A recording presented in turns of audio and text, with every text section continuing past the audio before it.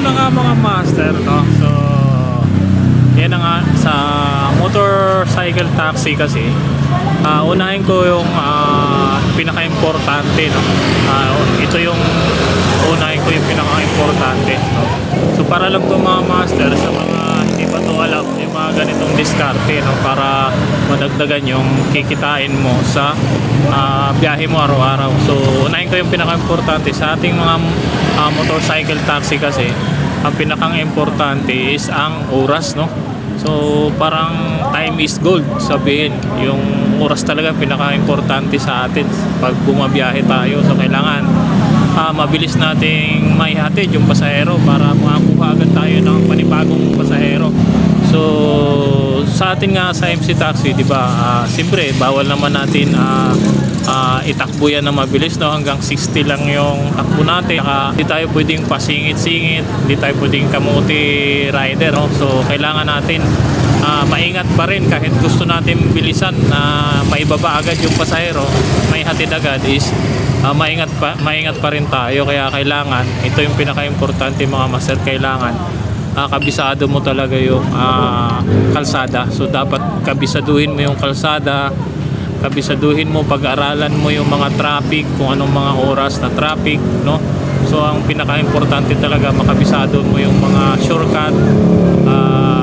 Yun, dapat makabisado mo yung kalsada, mga shortcut kailangan alam mo. So yun yung pinaka-importante, lalo na dun sa mga baguhan pa lang, no? So dapat importante, ang kailangan natin is malaman natin mga shortcut at pag-aralan natin maigi kung ano yung mga sitwasyon sa kalsada. So mga sa susunod na mga video ko, tuturo ko sa inyo yung mga shortcut, yung mga pinakamabilis talaga na daan kung sa mga sitwasyon na conforme din sa mga lugar, no, pick up o drop off. So ituturo ko yan sa inyo sa mga susunod kong mga video sa mga reels ko. So sa ngayon, halimbawa, bigyan ko kayo ng example, no? So kailangan pag-aralan mo yung traffic, no? Halimbawa, bigyan ko kasi example sa Cubao Crossing, no? Sa Aurora Boulevard, Cubao Crossing. Halimbawa, galing ka ng GMA, so papunta ka ng Ortigas. Pagdating mo sa Cubao Crossing, saan ka dadaan? Sa ilalim ba o sa ibabaw?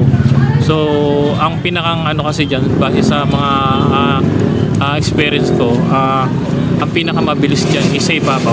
Kahit may stoplight doon, yun yung pinakamabilis yung sa ibabaw ka. Kasi alam mo, sa ilalim laging siksikan dyan, tsaka mahirapan ka sumingit sa ilalim ng basta-basta kasi masikip doon sa ilalim, lalo na ang pasahero mo is natatakot o ayaw ng mga pasingit-singit, mahirapan ka sa ilalim, no?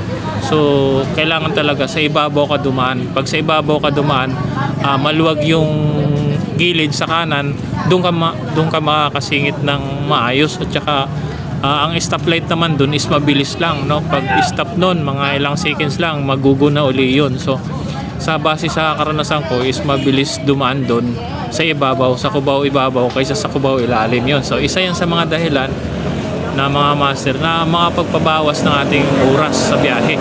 So ganun din naman sa may Shaw Boulevard, no? Sa Shaw Boulevard, pag papunta ka naman ng Cubao, galing ka ng Makati,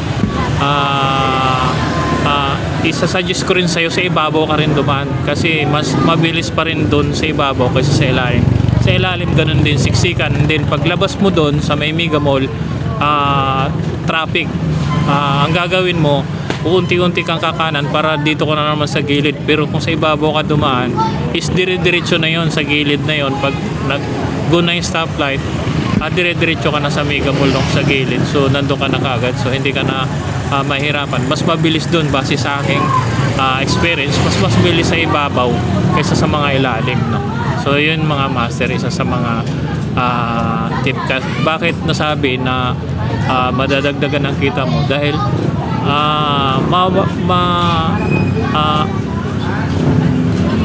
mababawasan yung mapapaiksi yung time, no? Yung oras ng paghatid ng pasahero mapapaiksi, mapaparami ka ng pasahero. Halimbawa, babiyahe ka ng 12 hours.